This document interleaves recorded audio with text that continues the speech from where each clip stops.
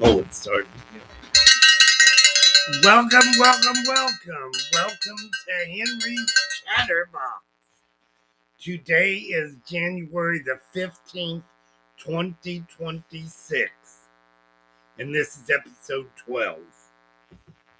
Henry's Chatterbox comes to you from an outside building in my side yard in Newport Richey, Florida.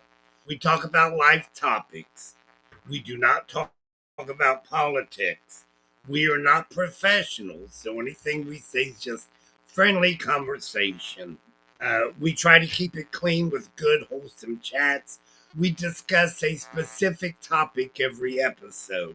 My name is Henry Berner, and with me today is Randy, the one that does all the technical stuff. And host of his own podcast.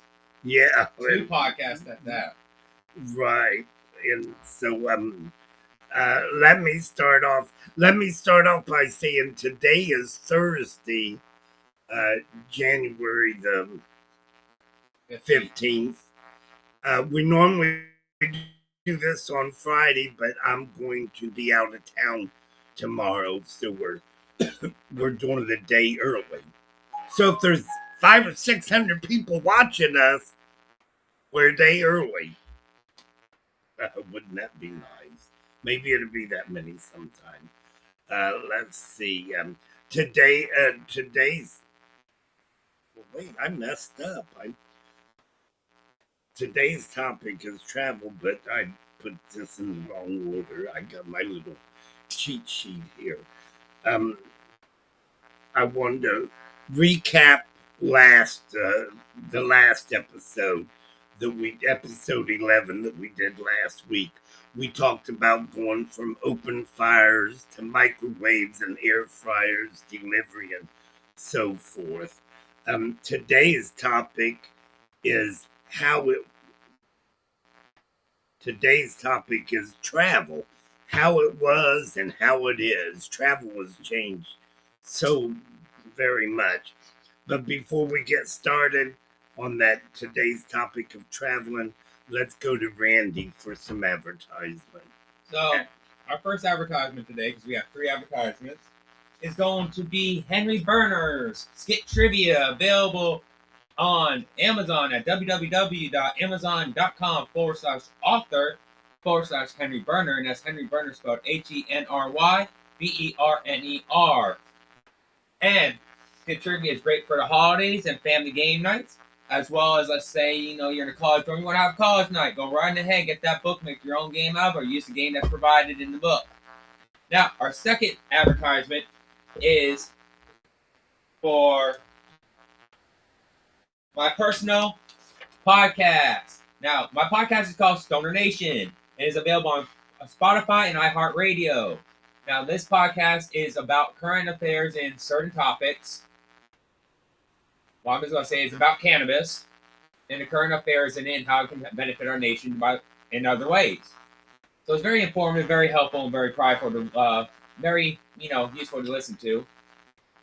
And on my other podcast is available on Rumble, and that is called the Cody's Wolf Pack. And you can find me on Rumble and YouTube on that one. But check me out on Spotify and iHeartRadio for Stoner Nation. And our final and last advertisement today, the one that makes the difference, is from Rumble Wallet. They can cancel your accounts, freeze your cards, decide what you're allowed to buy, say, or support. Big banks and financial institutions take total control, and they use it. That's why financial independence matters more now than ever. Introducing Rumble Wallet, a non-custodial wallet built for real freedom. With Rumble Wallet, you control your money, not a bank, not a government, not a tech company. Buy digital assets like Tether, Tether Gold, and Bitcoin in one place. No permission, no middlemen, no cancel button. And when you want to support the creators you actually believe in, you can use Rumble Wallet, the Rumble Wallet app, to directly tip content creators, fast and without interference. This isn't a credit line they can shut off. It's your wallet permanently, yours to protect your future, yours to protect your family. When the system fails, When institutions turn on their own people, financial sovereignty is the difference between security and vulnerability. Rumble Wallet isn't about politics, it's about freedom, ownership, and protecting what's yours. So take control today. Download Rumble Wallet now and step away from the big banks for good. True ownership, true protection, true financial freedom. And the tips help out the channel as well. So don't forget to check out Rumble Wallet and follow us and like and subscribe. Okay, you done? Okay, today's topic, like I said, is about travel. Boy, travel has really changed. Back in, on this, I hear camels were used in the long ago. And I guess they would cross the desert with camels because the humps on their back would store water or something. And camels could go a long time without needing to drink water, where horses, you had the water. Um, um, of course, the earliest travel, I guess, was walking. That's how you got from one. That's first way I learned how to travel was walking. Well, no, I crawled first. I crawled from here to there. Then I started walking. Horse and wagons. Now, I heard that wagons, many times people be going out west or you're traveling in their wagons and they would get too heavy of a load and they had to part with some of their belongings, put it just leave it on the trail so they could or they couldn't travel anymore. Maybe one of the horses got sick or whatever, for some reason. And from what I understand, women hated that. They hated giving, leaving furniture and stuff that was in their family for years. Um, then come the bicycles, and bicycles they'll move you. I had one when I was a kid, and you can go places on your bicycle a lot faster than walking. I loved it when the first motorcycle came out. The motorcycle. Now, I'm scared of motorcycles. So that was I can't get that lean, and you're making a turn lean. If someone's making a turn that way, I'm going to lean this way. I don't understand it.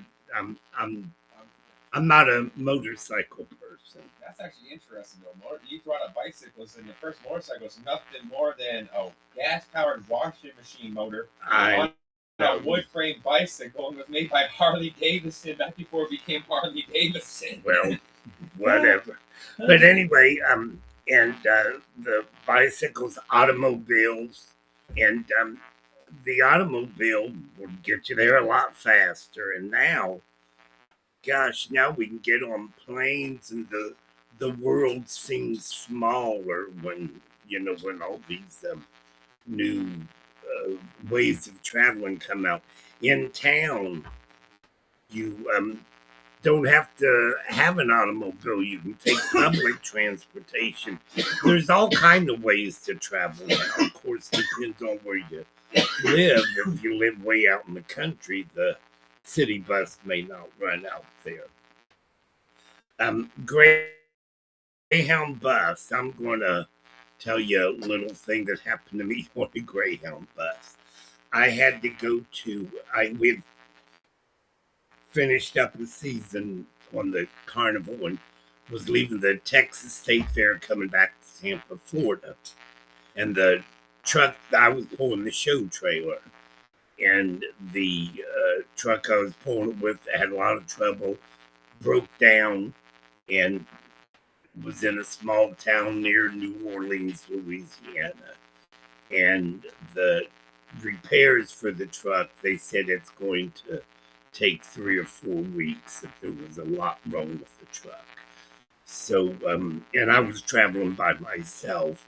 So I had to pay for the towing, I think. I done stopped and had it repaired so many times. Anyway, I had to leave the truck and show trailer there. And I called the guy I worked for, and I told him, I said, I've only got so much money. Well, he could wire me money, but at that time it took, a couple days. And this town I was in, it was a very small town. I remember So those days. yeah, so I couldn't really stay there, and I went to the bus station there. They had a bus station. I'll never forget. I was sitting in the bus station. I went up to the counter and bought a ticket, and it after I paid for the ticket, I was left with like 50 cents or something, not even a dollar. And I'm sitting there in the waiting room, and the bus I was going to get on was going to come around 11 o'clock that night. And I'm sitting there in the waiting room, and the gal that worked there asked me, she said, "Did you need to go to the bathroom?" I said, "No." I thought, what an odd question. Why would she ask me? So I finally asked, I said, "Why did you ask me if I had to go to the bathroom?" She said, "Well, because I'm getting ready to lock up." I said, "What do you mean you're getting ready to lock up?" She said, "We close at 5 o'clock or 6 o'clock." I said, "Well, what am I supposed to do?" She said, "You'll have to wait outside. And when the bus gets here, the bus will be here at 11 o'clock tonight. It's scheduled." So I had to wait outside all that. I had no money, had less than $1 on me. And waiting for that bus. It was cold. It started raining, and there was very little shelter. I got up next to the building, and the overhang on the roof protected me a little bit, but I was getting damp all over, freezing. And finally, it seemed like an eternity, but around 11 o'clock, the bus came. I got on it and gave my ticket. And oh, it was so warm on that bus, and that bus was crowded. Everyone was asleep, and there was only a couple seats, and so I took a seat next to some woman that was sleeping. And then we went on. I think we ended up in Mobile, Alabama, and I transferred buses. But I think that's what it was. But anyway, the bus stopped for for lunch, for breakfast. I think it was for breakfast. The next morning, of course, everyone on the bus waking up. The bus driver said, "We're stopping here. We'll be here 30 minutes, 45 minutes, whatever he said. And then we'll continue to make sure you're back on the bus." So I went in, and I'm standing there looking at the menu and pulling like a quarter and a dime and a couple pennies out of my pocket and looking at it and looking back up at the menu. Finally, I think I got a bag of potato chips and maybe a cup of water or something. And because I was hungry, I had money but not with me. So anyway, we got back on the bus, and of course, the woman that I was sitting beside, she was awake, and we talked for quite a while. And then when we got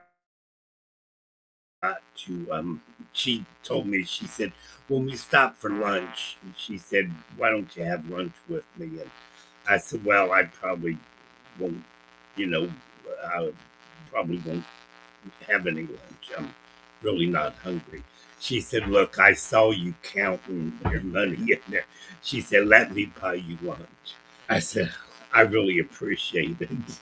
And I said, "When we get to Tampa, my friend's meeting me and I'll pay you right back." And she said, "No, I don't want you to pay me back. Just, do someone else a favor sometime." Pay it forward. So, yeah, I'll play it forward.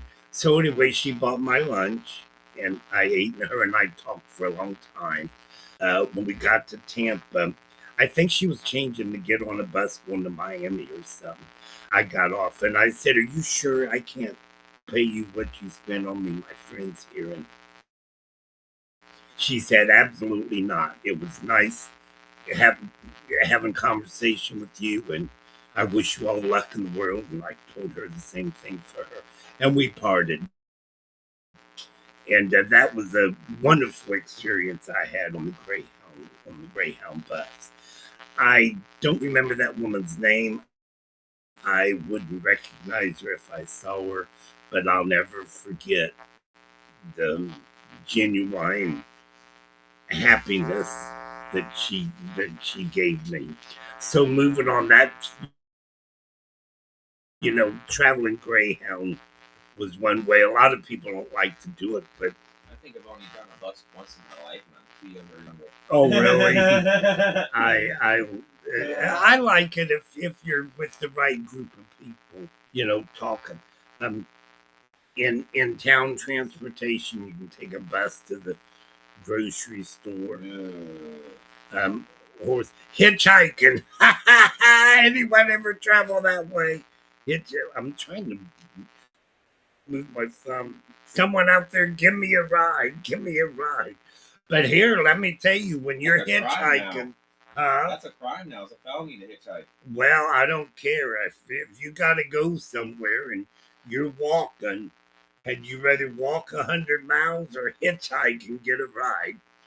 But one of the things, and if you're somebody that did this when you was younger, shame on you, shame on you.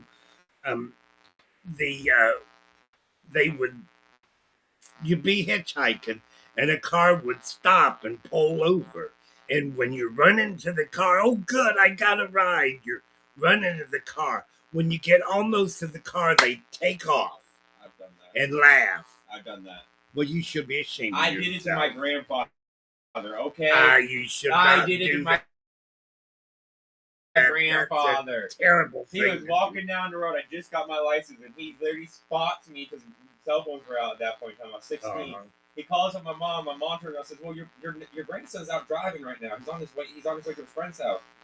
He's coming by where you're at." What? And it's like, she calls me. Goes, "Where you at?" Tells me my grandfather's looking for me. You're walking down the sidewalk on the side of the road, heading, and he's going the same direction I'm going. So I spot him. He spots me. He puts his thumb out.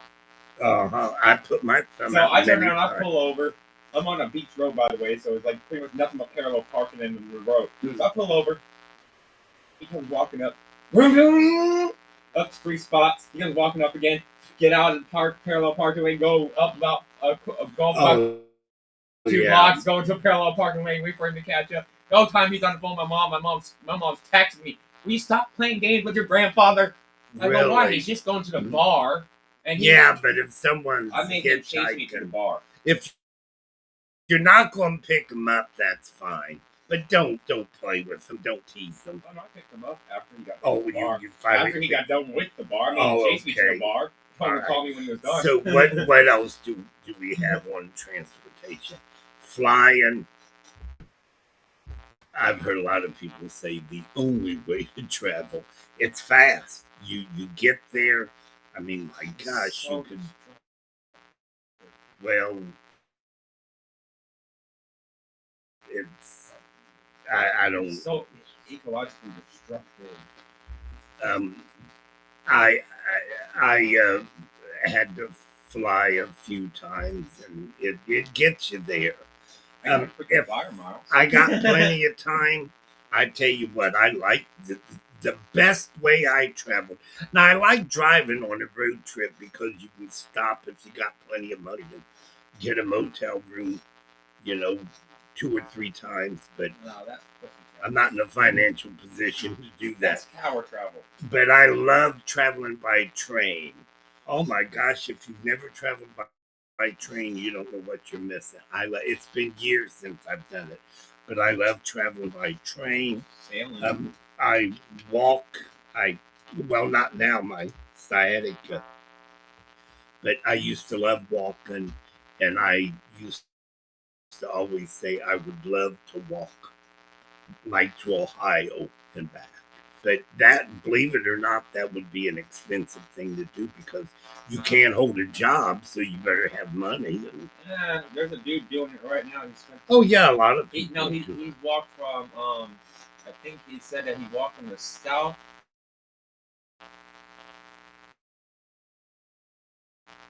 He walked from the southernmost point of Chile, and has literally walked all the way around the world, and he is set to make it to England on September 9th 2026, we spent 22 years all because of a barroom debt saying that he couldn't Oh. do it. That's crazy. It's only taken him 22 years because he stopped and take breaks to go to work and make money, but he can't. He said he's got 90% of it. Right.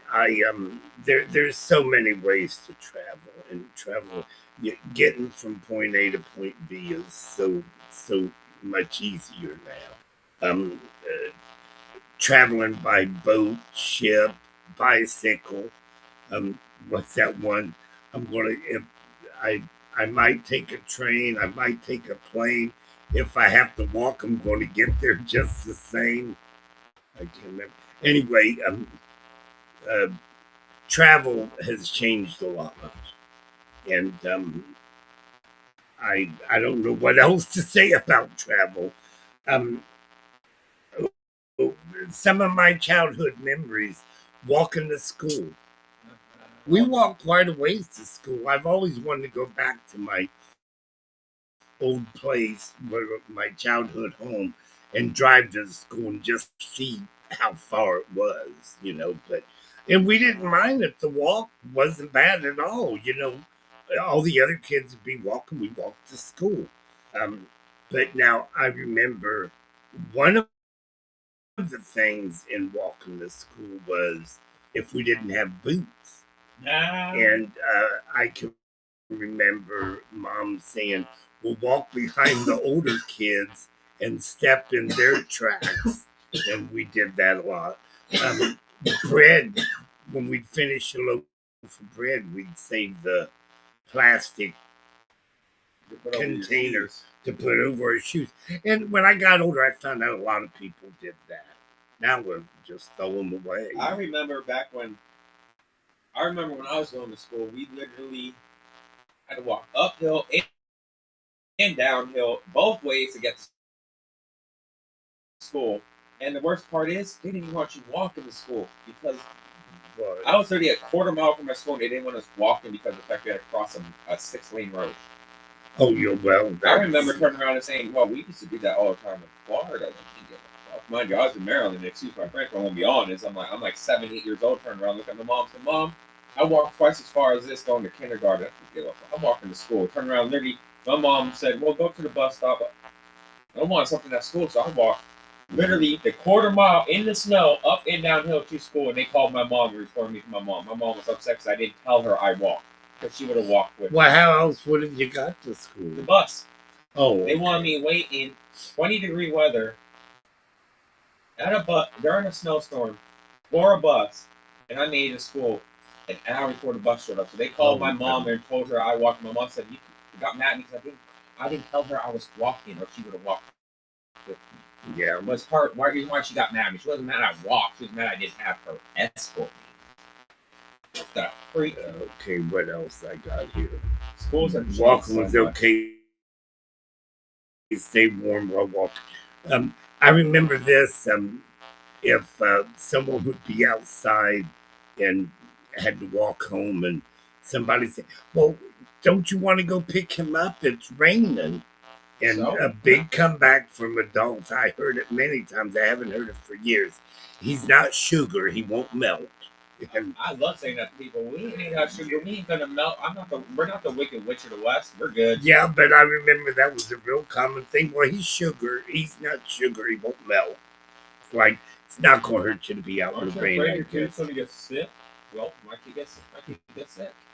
If he gets sick, he can hitchhike to the hospital.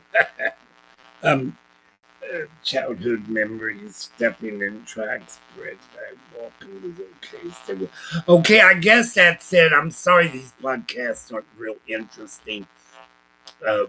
We're getting better. I've talked to a couple of people that may join us, or I'm going to rethink the whole thing. I don't know how many people's actually watching now. Do we know how many people? I think we're at like 20. We're at 20. We need 100. So. No, we need 1 million. Well, 100 for now would have. In continuing with yesteryears and New Year's through January, next week we're going to talk about clothes. How clothes was and how they are now. I had bell bottoms, and you know, and the dressing has changed so much. I mean, and we're going to talk about that next week. Give us, email me if you got any comments, and if you can say something. I'd love to hear from some of don't you. If you own email, or if you own bell bottoms, do you wear your pants half down, or do you pull them up all the way? I pull mine up all the way. Don't forget to tell them to take down your number for next week for call-ins. You want to start doing call-ins? Yeah, you can call in if you want to. 727-237-6269. But you'd have to call right while we're doing it. And I'll announce that at the beginning, but if you want to go ahead and jot the phone number down, you can. 727-237-6269. My email is henryburner@yahoo.com. I would love for some of you to email me and tell me how your clothing has changed, or any thoughts, anything you have to say about. Did you own a pair of bell bottoms or not? Do you wear matching shoes, or do you wear two different shoes? I'll finish with a quick joke. You probably heard this. It's older than me, but this guy was walking, and he had one green sock on and one red sock. And somebody say, "Hey, buddy, you got one green sock on and one red sock." The guy said, "Oh, I know. I got another pair at home just like them." So anyway, everybody have a good week, and Brandy's going to give us our closing. Don't forget to like and subscribe and to follow us. Now you know what to do. Just do it. Bye. Turn it off.